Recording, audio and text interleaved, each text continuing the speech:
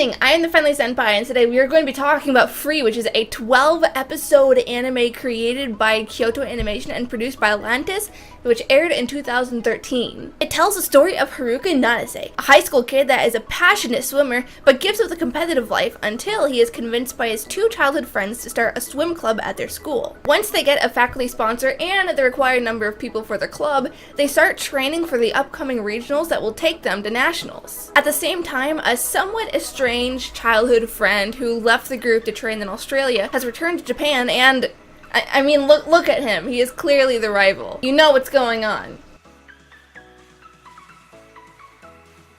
So this seems to be one of those anime where you either very much love the writing or you very much hate it. And I happen to be one of the people that absolutely loved it. One of my biggest issues with 12-episode anime is the progression, because the writers always try to jam too much into just very small amounts of space. Like the first time you try anal. But the story progression in Free was, in my opinion,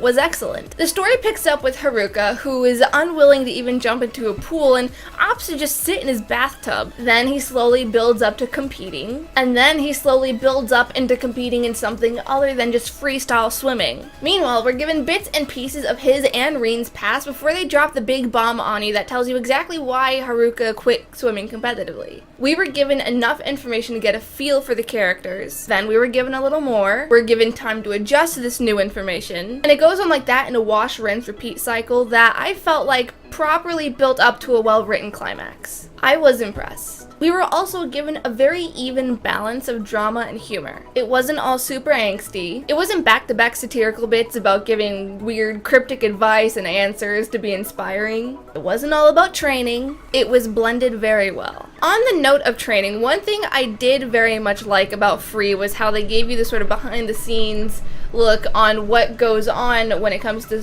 competitive swimming. Like, I didn't know anything about swim training, so I appreciated what insight we were given, even if that wasn't the focal point of the show. Although I will admit, while there was some character development, not much, but it was there, it got a little clunky at parts. Like, the writers didn't really know how to write it into the story, and it got awkward and chunky, and it usually came in the form of some sort of expositional rant. If I were to pick a favorite character, it would probably actually end up being Rei. I felt like he was the one that developed the best, especially when it came to how he dealt with the whole Reen thing at the very end. There was also the overuse of Haru's obsession with freestyle that really got on my nerves. Like, as he began to embrace the idea of swimming with the team, he stopped using the word free and freestyle all the time, but at the beginning, it was kind of like Naruto's catchphrase, believe it, where it just was too much all the time. I got pretty sick of it. Alright, so this was done by Kyoto Animation, so we already know it's going to be all nice and pretty since y'all have heard me rant and rave about K-On! And Chunibyo. First off, the eyes. Holy mother of God, you guys know that I get these raging hard-ons for very nicely created eyes. And Free had very, very, very pretty eyes. Not only were all of the designs different, with Nagisa's being big and round, Reen's being more slender and sharp, and Makoto's having a sort of square shape, but they were also vibrant and shiny.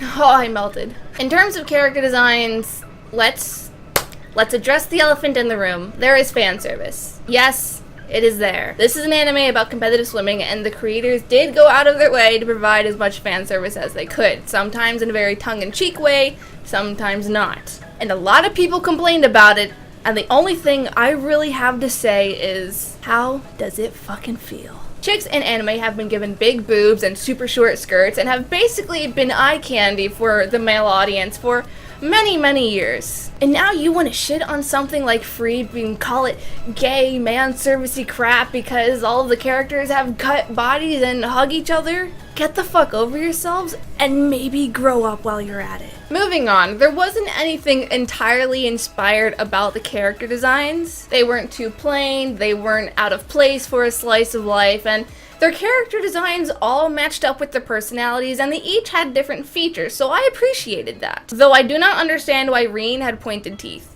I get that he's supposed to be the villain rival character, and I can definitely pick up on that with the whole red and blue symbolism and just the way that these characters are colored, so why did he need to look like he's a part of the 7 ninja swordsmen of the Hidden Mist? Outside of that, there is something very much worthy of talking about. What Free was really recognized for was its animation, which was nothing short of phenomenal. It was everything animation could be then. It's probably still everything animation could be. You could see the care and work that went into creating the swimming scenes alone, which were just captivating. The fluidity of the water as the swimmers parted it with their bodies, the rolls and crashes of the small waves breaking against the beach or the concrete walls of the pools, the erratic movement of the bubbles as they floated to the surface must have been nothing short of painstaking to create. But it was still done with an unmatched skill and grace, and it just, oh my god. The water on its own looked like a living being. It was that good. And that's not to undermine the rest of the series. The animation in general was great, especially with the depiction of the different characters with their different swimming styles and just